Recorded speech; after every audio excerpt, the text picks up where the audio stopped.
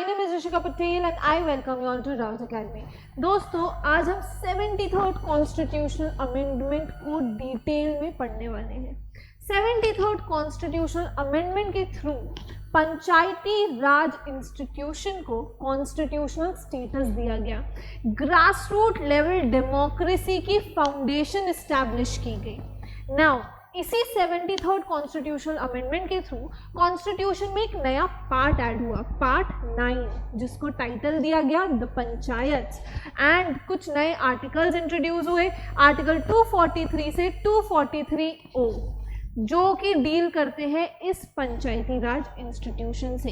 एक नया schedule add हुआ, that is the 11th schedule, जिसमें 29 फंक्शनल आइटम्स हैं, वो functions that we can endow to the panchayat. This 11th schedule is dealt under article 243G of the Indian Constitution, and this panchayati raj institutions giving that a constitutional status has held in shaping article 40, जो Gandhian principal था article 40 panchayat को establish करने का, उसको भी हमने practical shape दिया है through the constitutionalization of the Panchayati Raj.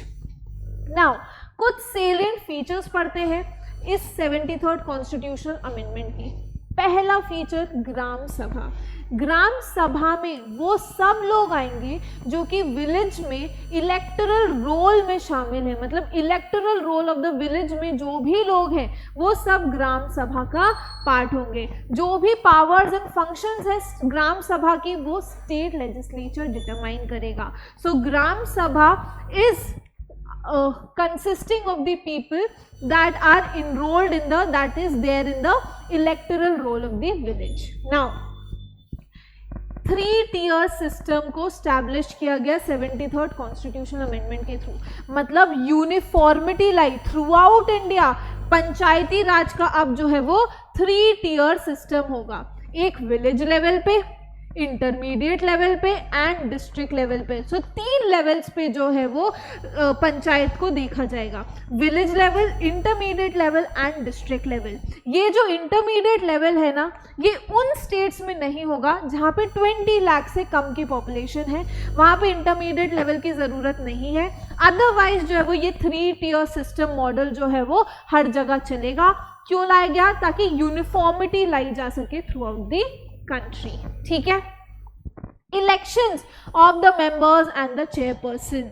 Now जो भी इलेक्शंस होंगे सारे तीनों लेवल्स पे जो मेंबर्स के इलेक्शंस हैं वो डायरेक्ट होंगे, तो डायरेक्ट इलेक्शंस होंगे तीनों ही लेवल्स पे मेंबर्स के इलेक्शंस। ठीक है। एंड चेयरपर्सन के इलेक्शन डिस्ट्रिक्ट लेवल पे और इंटरमीडिएट लेवल पे इनडायरेक्ट होंगे फ्रॉम अमंग्स द मेंबर्स। ठीक है। तो डिस्ट्रिक्ट लेवल और इंटरमीडिएट लेवल पे चेयरपर्सन के जो इलेक्शंस है वो इनडायरेक्ट होंगे फ्रॉम अमंग्स द मेंबर्स, और विलेज लेवल पे जो चेयरपर्सन के इलेक्शंस है वो स्टेट लेजिस्लेचर डिटरमाइन करेगा। ठीक है। तो वो वेरी कर सकता है फ्रॉम स्टेट टू स्टेट। तो अपन ने क्या पढ़ा? Elections at all the level, all the 3 levels of the members जो है वो डायरेक्ट इलेक्शंस होंगे।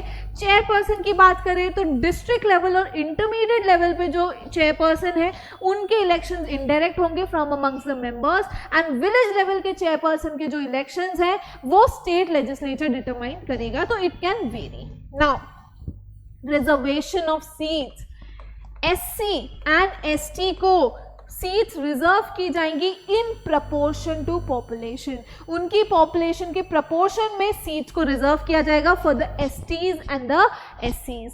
एंड वुमेन को भी रिजर्वेशन दिए जाएंगे, 1/3 जो सीट्स है वो वुमेन के लिए रिजर्व की जाएंगी। सारे ही तीनों ही लेवल्स पे जो है वो रिजर्वेशन देखे जाएंगे। एससी एंड एसटी का reservation in proportion to population, and women का रिजर्वेशन जो है वो 1/3 दिया जाएगा। ओबीसी को भी रिजर्वेशन मिल सकता है, लेकिन वो स्टेट लेजिस्लेचर डिटरमाइन करेगी, वो एक वॉलंटरी प्रोविजन है। ठीक है। That is not compulsory. Coming to the duration of the panchayat. Panchayat की जो ड्यूरेशन है वो कितने साल की है? 5 साल की है। 5 इयर्स की ड्यूरेशन है। ये जो पंचायत है उसको 5 साल के पहले भी डिसॉल्व किया जा सकता है। अगर 5 साल से पहले डिसॉल्व हो गई तो फिर इलेक्शंस कराने पड़ेंगे। इलेक्शंस 6 महीने के अंदर कराने पड़ेंगे। अगर जो ड्यूरेशन बची ही 6 महीने से कम की थी तो फिर इलेक्शंस की ज़रूरत नहीं होगी। अगर इलेक्शंस जो है वो ड्यूरेशन 6 महीने से ज़्यादा की थी तो फिर इलेक्शंस की ज़रूरत होगी। याद रखना, जो री इलेक्टेड बॉडी है वो रिमाइंडर पीरियड के लिए ही जो है वो टेन्योर में रहेगी, टर्म में रहेगी। ठीक है, सो डिसोल्यूशन अगर हो गई तो इलेक्शंस विद इन 6 मंथ्स कराने पड़ेंगे। अगर पीरियड जो है वो ड्यूरेशन जो बची है reminder that is less than 6 months तो फिर इलेक्शंस कराने की जरूरत नहीं है। ठीक है, गॉट इट? तो this was the duration of the panchayat. जो री इलेक्टेड बॉडी आएगी वो रिमाइंडर पीरियड के लिए ऑफिस में रहेगी। ठीक है, अच्छा, अगर डिसॉल्व नहीं की गई तो 5 साल का जैसे ही टेन्योर खत्म होने वाला है ना उसके पहले ही इलेक्शंस कराई जा सकते हैं ताकि जो वो इंटररेग्नम वाला पीरियड ना रहे। Coming to the disqualification. Disqualification कैसे डिस्क्वालीफाई हुआ जा सकता है? जो भी स्टेट लॉज हैं उसके अंदर डिस्क्वालीफाई हो सकते हैं। याद रखना 21 ईयर्स मिनिमम क्वालिफिकेशन है। अगर आपको इलेक्शंस लड़ने हैं पंचायत के तो आपकी 21 ईयर्स की मिनिमम क्वालिफिकेशन है। तो ऐसा नहीं है कि आपकी 25 साल की उम्र मतलब 21 साल की उम्र है तो आपको डिस्क्वालीफाई कर दें। क्यों? क्योंकि 21 ईयर्स पंचायत के इलेक्शंस में मिनिमम क्वालिफिकेशन है। एक स्टेट इलेक्शन कमीशन को बिठाया जाएगा। State election commission would be appointed by the governor. Governor state election commission appoint करेगा जो कि elections of the panchayat and the municipality को देखेंगे। ठीक है, ये सारे इलेक्टोरल रोल जो भी इलेक्शन स्पेसिफिक जो भी चीज़ें हैं वो ये स्टेट इलेक्शन कमीशन डील करेंगे। याद रखना, इसको कौन अपॉइंट करेंगे? गवर्नर अपॉइंट करेंगे। गवर्नर ही इनका कंडीशन, सर्विस और tenure of the state election commission would be determined by the governor. Then comes the powers and the functions. क्या पावर्स होंगी पंचायत की, क्या फंक्शंस होंगे पंचायत के, कैसे डिवॉल्व किया जाएगा, ये सब स्टेट लेजिस्लेचर डिटरमाइन करेगी। What are the powers and the functions of the panchayat.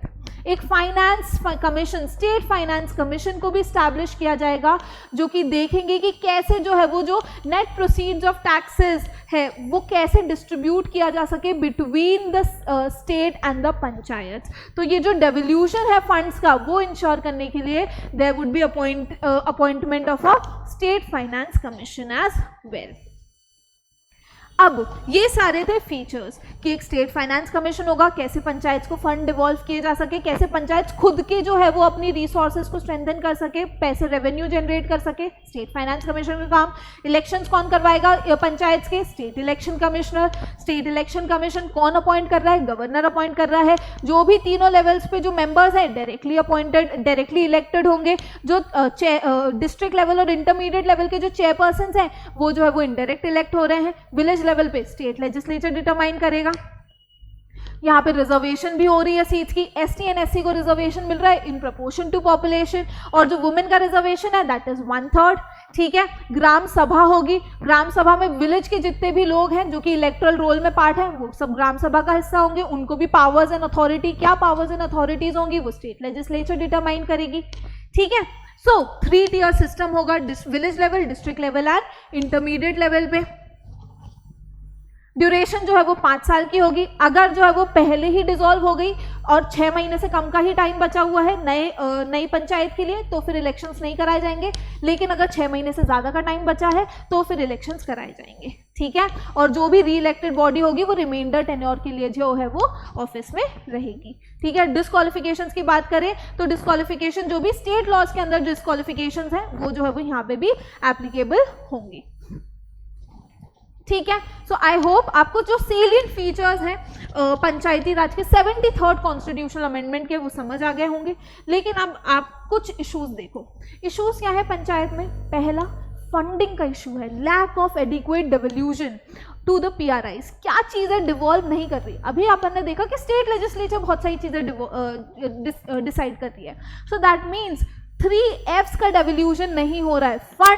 Functions and functionaries का, फंड्स नहीं दिए जा रहे हैं, फंक्शंस नहीं दिए जा रहे हैं, फंक्शनरीज भी जो है वो ऊपर से नीचे तक डिवॉल्व नहीं हो रहे हैं, दैट इज एन इशू, ठीक है, पावर डिवॉल्व नहीं हो रही है, गवर्नमेंट फंडिंग पे एक्सेसिव जो है वो डिपेंडेंसी है, तो खुद से जो है वो जो ऑटोनॉमी की बात हुई है कि लोकल लेवल पे ऑटोनॉमी मिलेगी, विलेज इंडिपेंडेंट होकर डिसीजंस ले पाएंगे, वो कहीं ना कहीं थोड़ी सी मिसिंग हो जाती है, because now also they are dependent on the state funding, they are dependent on the government funding, ठीक है।